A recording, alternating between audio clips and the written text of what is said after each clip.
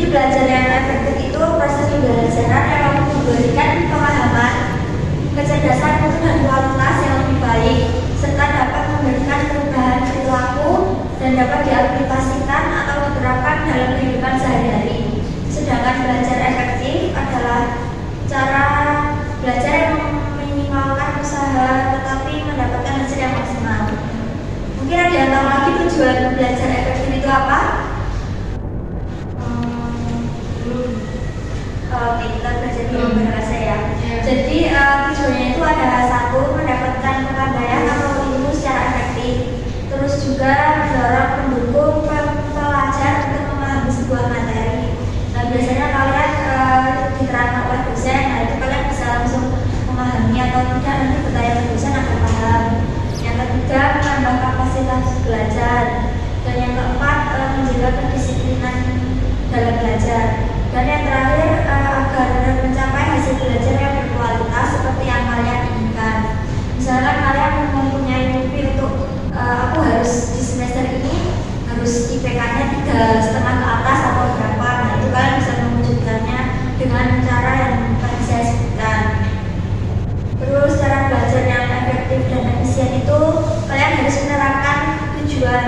Nah caranya itu biasanya dimulai dengan menetapkan tujuan atau target. Misalnya tujuan kamu itu memasuki dunia pekerjaan yang besok akan dituju itu, bagaimana harus memenuhi bidang pekerjaan tersebut. Nah oleh karena itu tujuan cukup signifikan untuk memacu semangat kalian. Yang kedua, atau jadwal belajar. Biasanya dalam hal ini kamu harus disiplin dalam menaati jam belajarmu. Misal dari jam 7 malam hingga jam 8 malam harus bisa belajar.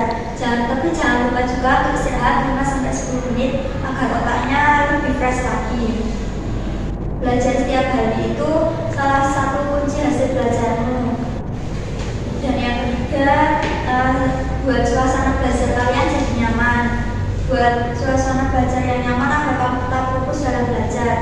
Misalkan kalian punya adik, nah harus menunggu adik tidur dulu baru bisa belajar dengan tenang. Biasanya kan anak-anak itu suka rewel gitu kan, ya berarti harus menunggu tidur dulu. Tetapi ada juga orang yang lebih cepat diserap sambil mendengarkan musik. Jadi kalian boleh belajar sambil dengerin musik kalau misalnya bisa. Kalau nggak bisa harus mending ya harus menunggu itu tadi. Semua itu tergantung diri kalian sendiri. Kenali dirimu dan buat suasana belajar senyaman mungkin. Dan yang keempat, membuat ringkasan. Kamu bisa menulis pokok-pokok penting yang berupa poin dari bahan belajarmu seperti buku dan atau rumus atau yang diterangkan di dosen di depan. Kalian bisa meringkas dan nanti ketika pulang kalian bisa membacanya lagi. Terus jangan malu bertanya. Kalau misalkan kalian belum paham, boleh tanya ke dosen atau ke teman kalian. Dan kalau teman kalian belum tahu, mungkin dosen akan lebih tahu. Kalau kalian bertanya ya mungkin yang teman-teman susah itu lebih baik langsung ke dosen dan jangan ke teman. Dan yang terakhir, pantang menyerah. Jika semua itu sudah kamu lakukan tapi belum mencapai target, ingatlah bahwa kamu tidak akan pernah bisa jadi. Percaya diri dan terus berusaha, tetap tenang dan pantang menyerah. Nah misalkan hasilnya belum maksimal, kalian pokoknya harus tetap semangat dan jangan langsung aku hasilnya kayak gini, ya udahlah aku mundur aja dari misalnya dari kuliah ini, ya aku milih kerja aja